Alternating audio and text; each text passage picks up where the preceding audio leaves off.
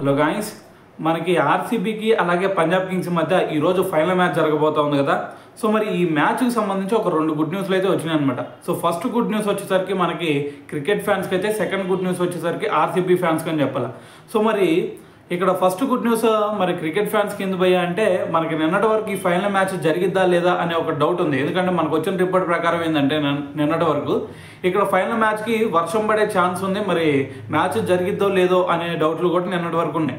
కానీ ఈరోజు వచ్చిన రిపోర్ట్ ప్రకారం ఏంటంటే ఎట్టి పరిస్థితుల్లో ఇక్కడ వర్షం పడే ఛాన్సే లేదు, ఖచ్చితంగా మ్యాచ్ మొత్తం కూడా జరిగిద్ది అని చెప్పేసి ఒక రిపోర్ట్ అయితే వచ్చిందనమాట.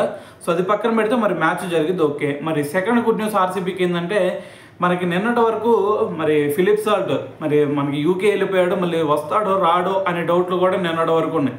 సో మరి ఈ రోజు మార్నింగ్ 3:30కి మళ్ళీ వచ్చి ఆర్సీబీ టీంలో అయితే జాయిన్ అయ్యాడు అనమాట. సో మరి అతను ఈ మ్యాచ్కి అయితే అవైలబుల్గా ఉన్నాడు.